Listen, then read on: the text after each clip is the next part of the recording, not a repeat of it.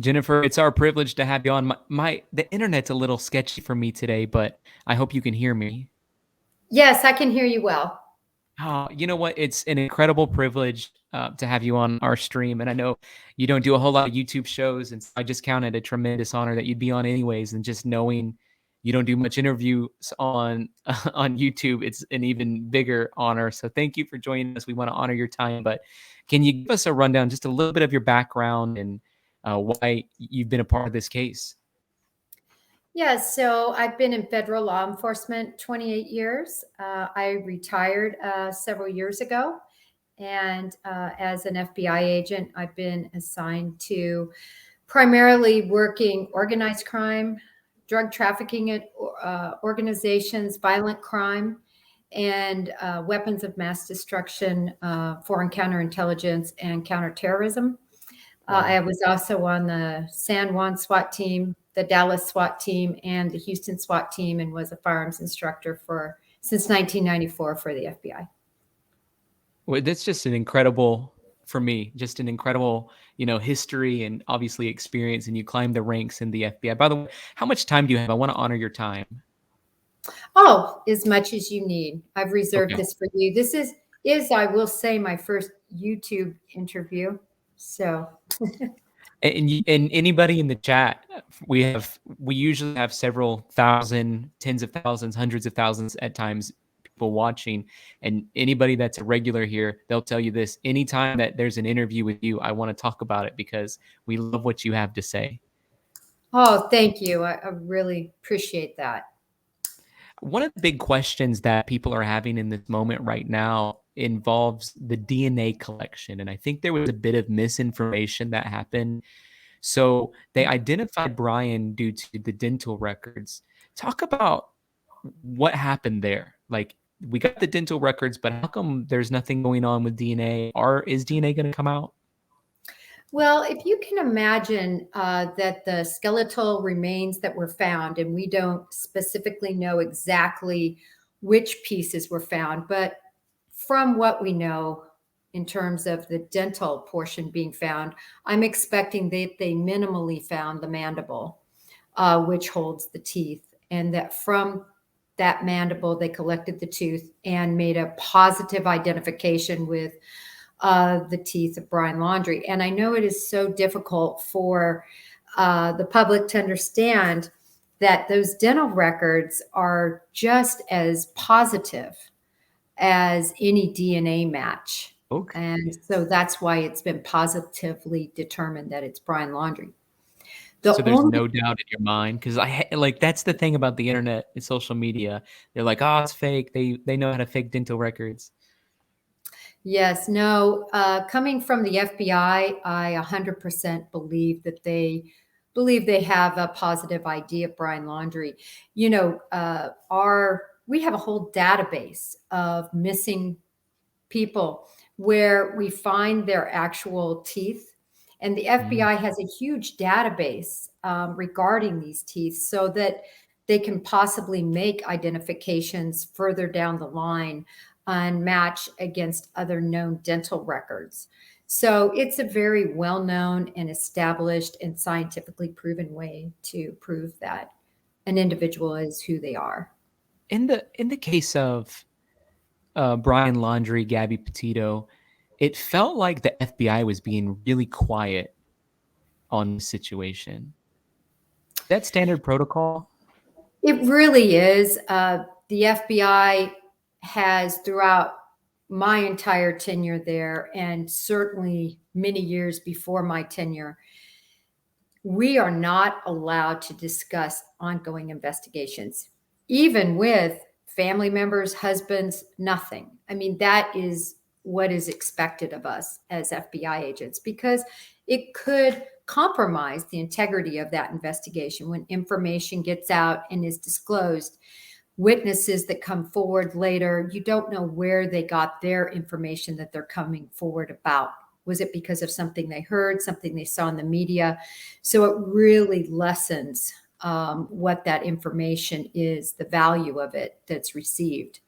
So for that reason, the FBI remains very close-lipped on an ongoing investigation, particularly a murder investigation with this magnitude. I found it interesting. They closed out the fraud charges or the access device charges, and still they haven't named any formal charges in the homicide. Is that because they don't have evidence, or are they just waiting for more certainty? The FBI will come out with a statement regarding their findings. There's just so much going on behind the scenes. Let me give you a couple examples. There is subpoenas that have been issued for all sorts of different items that are important to the investigation. It takes a long time to receive subpoenaed information. You'll recall when the DeSoto piece of the investigation came up and Mm. Dog the Bounty Hunter was up there and he was able to get information and Mhm. CCTV and so forth. We know that the FBI had that information about DeSoto way prior Long before, to yeah. Dog receiving it. Cassie Laundrie said she had told the FBI about it. But I'm certain that that information was requested via subpoena.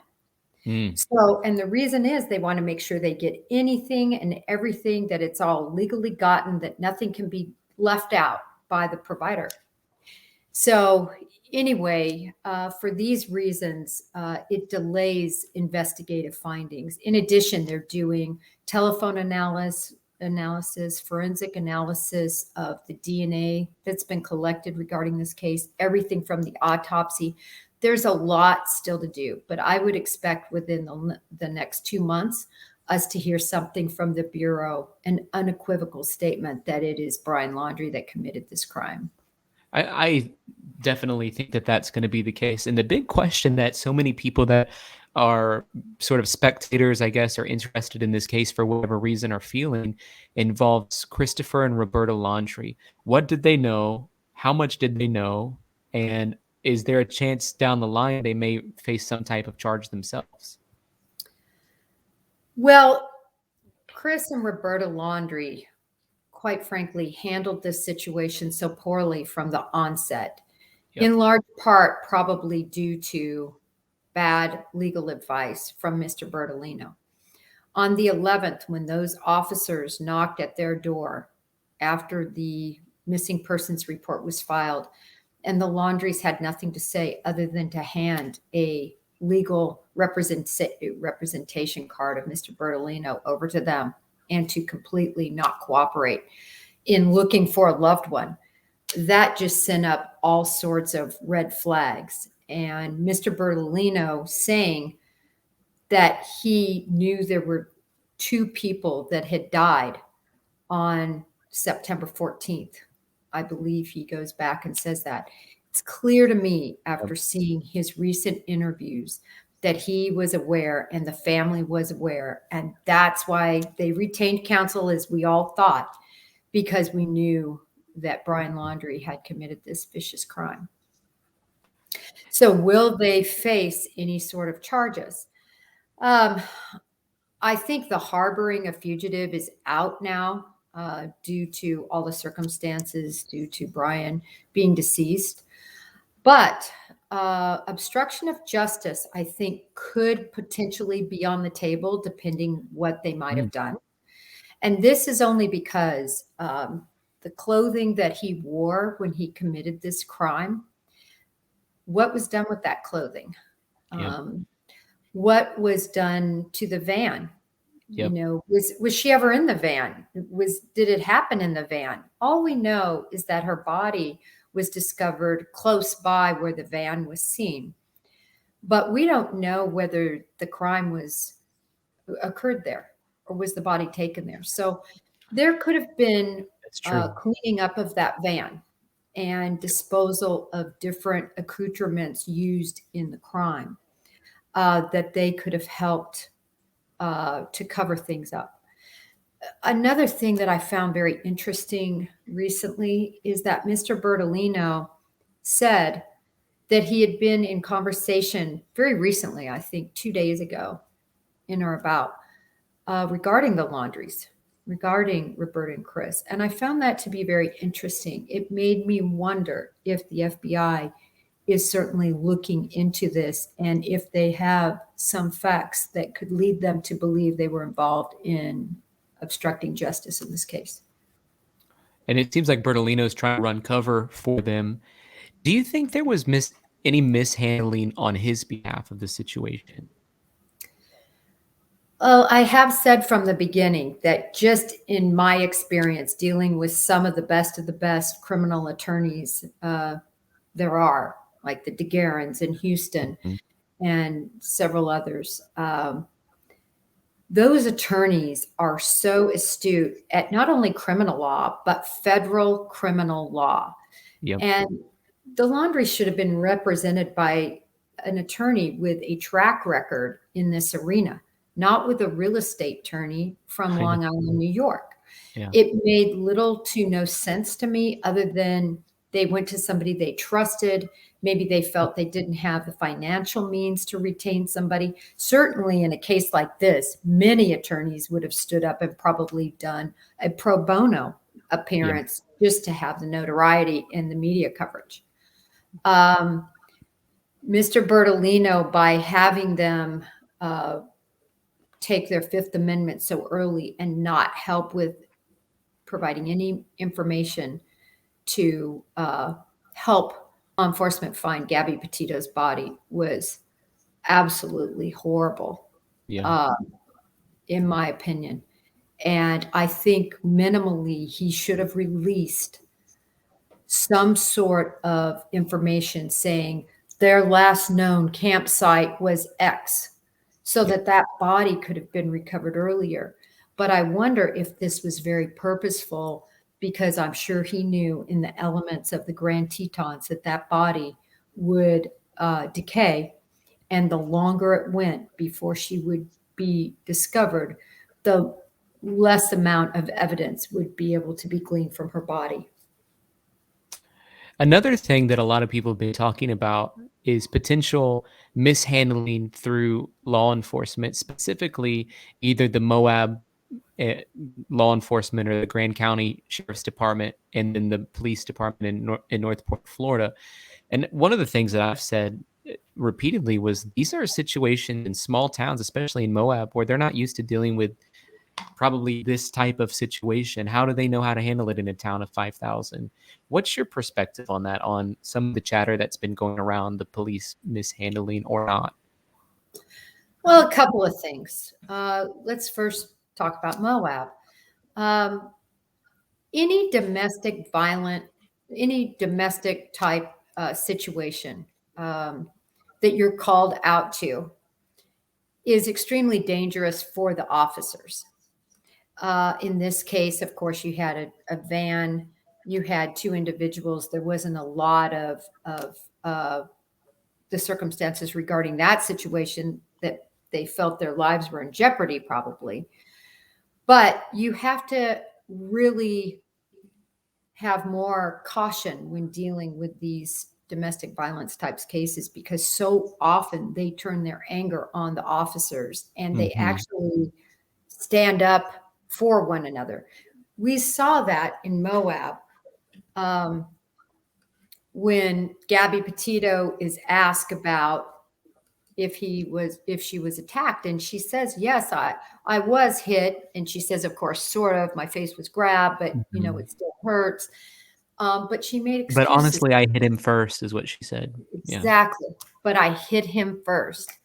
And that, of course, completely turns the evidence that they have now more toward Brian. However, independent witnesses saw him hitting her. And Yep. that's, of course, much stronger than a domestic violence victim Yep. just trying to make excuses for her abuser. They, as you know, talked to them for well over an hour, which Mhm. is a lot in these It's a sorts long of time. cases. Typically, law enforcement is very busy. They don't have this amount of time to spend, and they make their decisions more swiftly than this. So I liked that there was all this information gleaned. I liked that they separated them for an extended amount of time. They made sure he had an accommodation separate from her. They let her keep her van. And I thought all of that was so well handled. What I think the public struggles with is why wasn't somebody charged? Yeah. Thinking that if somebody would have been charged, possibly this whole murder would have been thwarted. However, the true machinations of how this works, if they would have charged, just say both of them, because they had probable Evidence. cause to believe both of them had hit one another. He had scratches, she had bruising and bruising on her face. They would have charged them. They would have taken them in, processed them, fingerprinted them, and would have released them most likely on their own recognizance. These individuals didn't have criminal histories. They couldn't have been held for any extended amount of time. No judge is going to hold them for an extended amount of time on domestic violence charges, and likely each of them probably would not have testified against the other. So They said they wouldn't even. they wouldn't. I'm sure they wouldn't have. Yeah. Judging from that film of Gabby, she said, "Can't you just please release us, charge us with a traffic ticket? I don't want to leave Brian." And typically that's what happens in these types of cases. So now you've charged them, you've fingerprinted them, you've processed them, and now they're both back in their van. And I truly believe this incident at Moab was the catalyst that ignited Brian Laundrie's anger. Yep. He lost control at this point. Now it was public, it's out there. And I think things just, Well, we saw it 2 weeks later at the Mary Piglet, right? Exactly. Yep. At the Mary Piglets, right before probably this terrible crime occurred, where another angry outburst, another fight. And what did Gabby Petito do? But go back in later. Mm-hmm. At least that's the report I saw, and say, sorry, he doesn't, an apologist for him again. And that was an interesting thing from the eyewitnesses there, and that breaking down that whole story. Another thing that I think needs to be talked about, and would appreciate your perspective, is everyone's railing pretty hard on Northport PD right now. Right. The surveillance situation, mistaking Brian for Roberta for Brian, I should say. For those in your audience that are possibly members of the law enforcement community, surveillances are difficult because in this case, I believe they didn't want to be detected. And I believe that they were at quite a distance from the house. I've been out there and I'm very familiar with the layout of the streets and where the houses, or where the laundry house is, from the choke points that would have been taken up by law enforcement. It's quite a ways down. And a lot of times, unfortunately, officers make suppositions as to who are in the vehicles because those vehicles are normally driven by that particular person. I believe that the distance, I don't know what the lighting was at that time. I don't know if it was raining at that time. But I do believe that the only way to really tell how this huge mistake was made was to look at the surveillance log. And if a surveillance log was properly done, it will list everybody on that team, where they were, what they saw, when they saw it, what the weather conditions were, what the person was wearing. It will list all of that. And also, when someone can't quite see what, they don't know exactly what they're seeing, they will say things like in their report, unknown individual thought to be Brian Laundrie. Mm-hmm. Did they write that, or did they write Brian Laundrie? I would love to see that surveillance report. Do you think they'll release it? I don't know.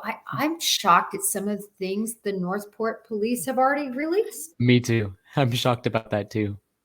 I think I would just not say anything. I think one of the lessons that I've learned is, like, if you are a local police department and this happens to be a situation you run up against, spend a little bit of money and hire a crisis PR firm to help coach you through what you're supposed to be doing. Yeah, It's really unfortunate. And it was an FBI-led investigation from the 19th on. Yep. And I don't know. I just think that there's been so many missteps in terms of their PR. We have a question from Happy Caffeinated Couple, and it's a great question. They say, Jennifer, do you have any theories on why Brian flew home on August 17th through the 23rd? Wow.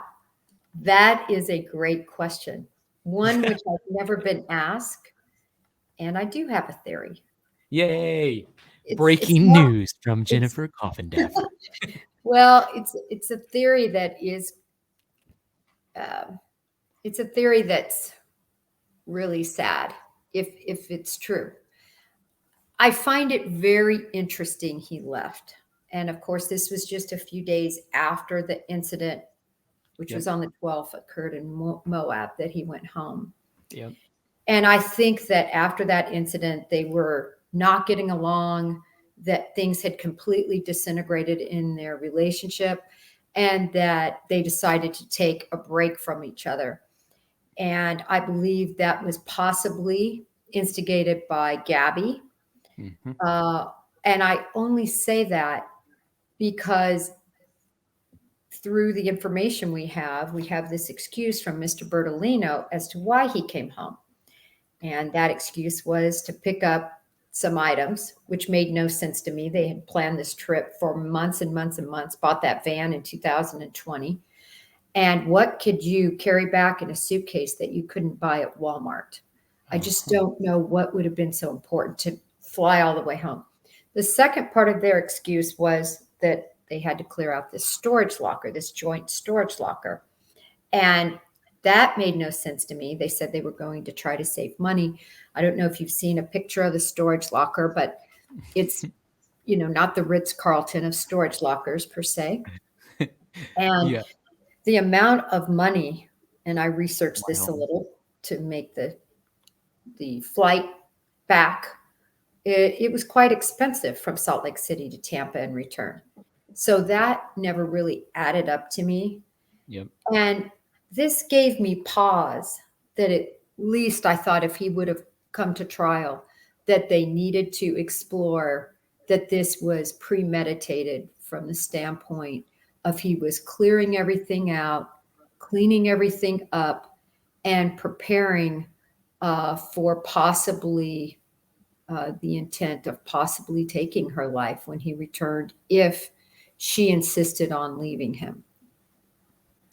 And I hate that would be, that just would have to be entertained. I'm not saying that that's what happened, but I am saying it's a possibility that law enforcement would have considered.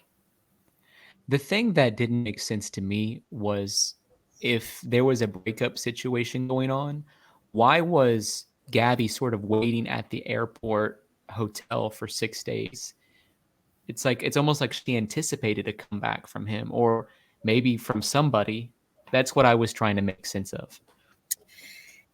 None of it makes sense. I think this is a couple that is codependent on each other, a typical domestic violence situation where, in their own way, they loved each other very Yep. deeply.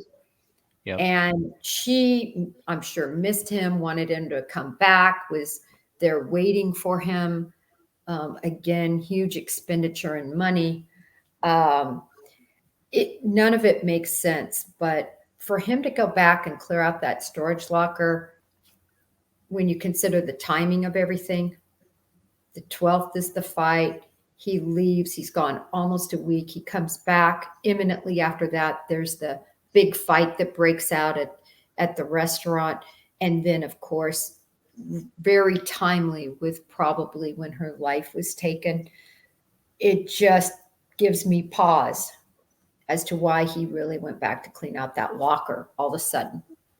The only thing that I could make sense of that was if he had a 12-month lease he had to re-sign. But then again, it's not still probably enough reason to go back. And if he was like, I don't want to re-sign that lease or whatever, but you do the math on it, it probably would have been cheaper. How much is the locker? $50? Yeah, I don't know what their rental agreement was, but it certainly looks like about a $50 a month a place. I don't know though. I don't want to say that, I don't want to conjecture, but just based on, looking into storage units myself at different times I've had to move. I do find it interesting too that you just wouldn't ask your parents to handle that. That's another thing I thought of. I'm like, yeah. The only thing I could think of is like there was a little rumor about potential divorce between the two. Roberta possibly has cancer. She's wearing the arm sleeve thing. If there's tension and strife in that situation, and the mom's sick because of the cancer situation or whatever, and like, come clean out your storage unit out of a moment of frustration. That's the only logic. It's small percentage of likelihood for me, but that's the only thing I thought of. Yeah, there's just no good reason why you interrupt this huge trip and you're out in the sticks. It doesn't make any sense to me why you would interrupt that trip other than to take a pause from each other because of the breakdown of the relationship and the volatility of the relationship. That made sense to me, to take a pause. And then perhaps they just decided, since they were on this pause, to clean out the locker. But I don't like how it all unfolded. I don't like how it unfolded either. Tiffany sent in a super chat and says, a viewpoint on if they went right out to find belongings, talking about the Carlton Reserve and Roberta and Christopher, why not for several days prior to reporting him missing, even bring home the car? So I think the question there is, how come Christopher and Roberta didn't do a missing report sooner, essentially, is how I would boil down that question. They brought him in the car. This has been something that has bothered me from the beginning. I totally concur with your listener. We now know it's the 13th. I never liked that date change that they said it was the 14th, and then they went back and said it was the 13th. None of their actions make sense in terms of being concerned parents, especially knowing your son just came home with the fiance's van and she's not there. Yeah, and I think we all believe, with the retaining of an attorney, that he had committed this crime, especially after what Bertolino said, as I previously commented. So the fact that you would not, especially seeing also his belongings, his cell phone, his wallet, his identification, my understanding, was left behind. And so the only reason somebody would do that is to go on the run or to go commit suicide. And to not make a report makes no sense. And then how about this? You think your son is in the reserve and you decide to pick up the car. Yep. And leave him there stranded. None of it makes sense to me. Hey, you already were my favorite, but this extended version of you is really nice.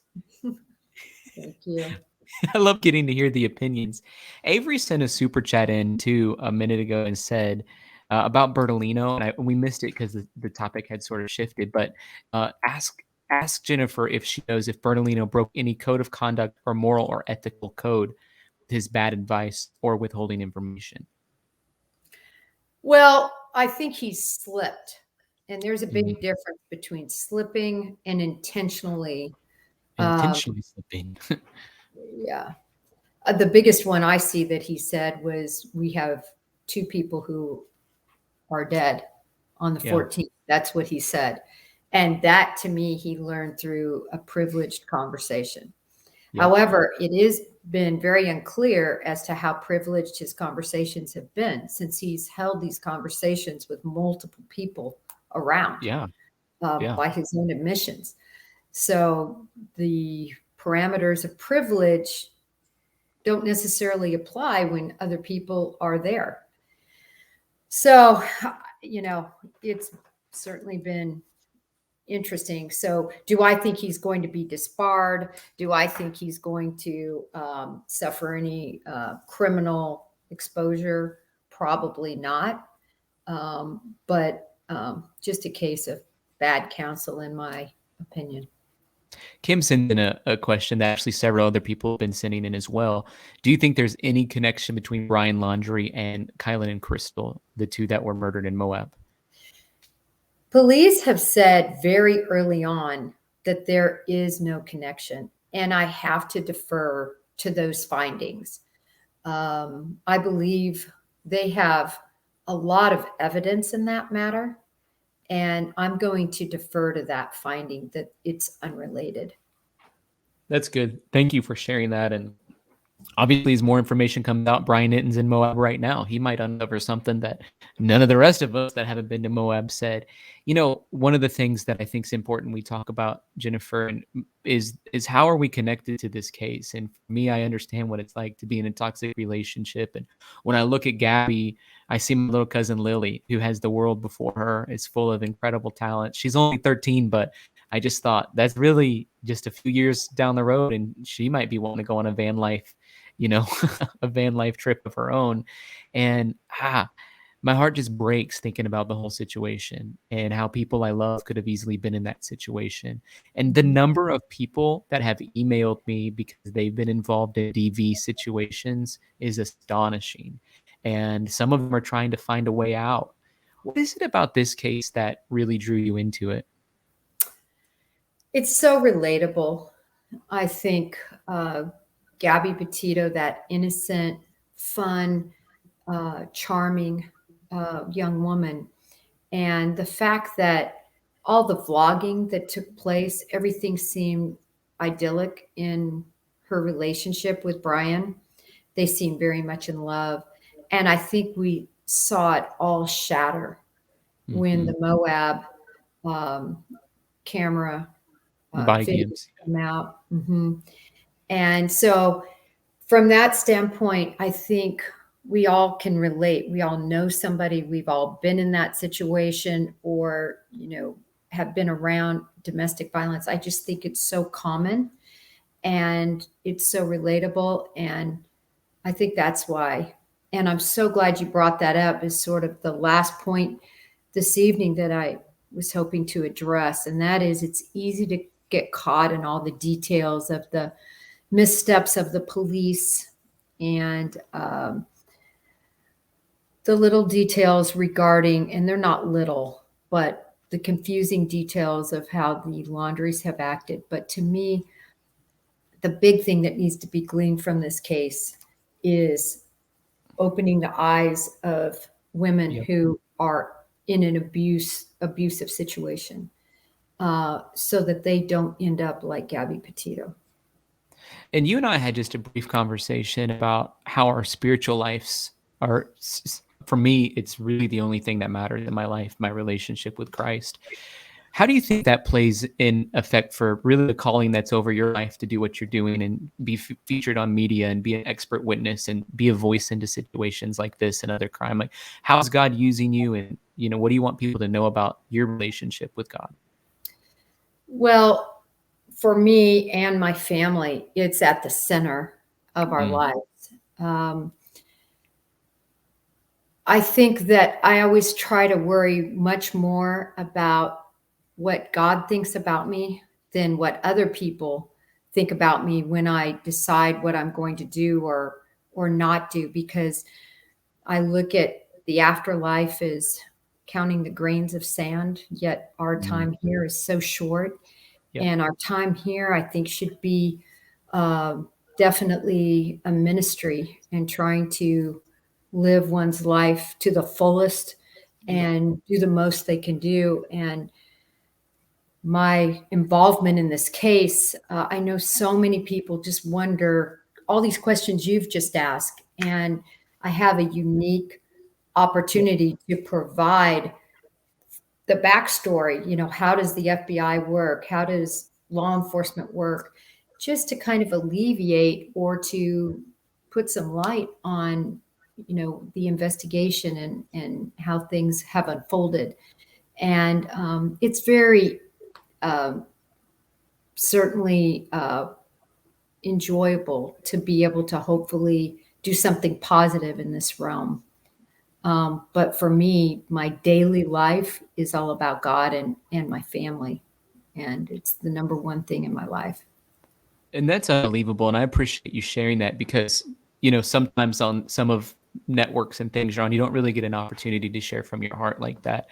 Would it be okay if I prayed for you? Yes, Just ask absolutely. God's favor over you. So, Lord, we thank you for Jennifer. We thank you for the light that you put inside of her to shine to the world around her. And Lord, I just pray it gets brighter and brighter. And in fact, Lord, I speak Psalm 5:12 over her. You would surround her with your favor like a shield. We speak Isaiah 22:22 over her, that you would open doors for her that no man can shut. And Lord, I pray that the next 10 years of her life far outweigh any influence that she ever dreamt was possible. And she points people back to you. She helps deliver people from DV type situations, toxic relationships, and ultimately, Lord, leads them to you. And so we just bless her, we bless her family, and we bless her ministry and what she's doing in this way. In Jesus' name, amen. One last thing, Jennifer, I just got your Twitter up. If you wanted to point people to that, is there any other thing you would say? How they can connect with you or follow along with your story? No, really just Twitter. It's funny. I opened that account in 2017 to watch my son. He's a football player. Never used it. I didn't even remember I had opened that, to be honest with you. And so went back in and kind of refreshed it. There wasn't even a photo or anything. And so that's certainly the best way, just to follow what's happening. I'm going to really try to continue to bring to light domestic violence issues as well as other missing people, not just females, but males all across the board, because I think Gabby Petito's legacy is going to be the fact that this light is shining now on these two areas that have been a little bit ignored by the media most recently. Oh, And I thank you believe for that. that prayer. And I wish the best for you too in your ministry and what you're doing here to bring real news and real people talking about real situations, not conspiracy theorists, but really bring Yeah. forth facts. So it's wonderful. Well, thank you, Jennifer. And we'll stay connected. If you ever have somebody you're working with, feel like needs prayer or whatever, let me know.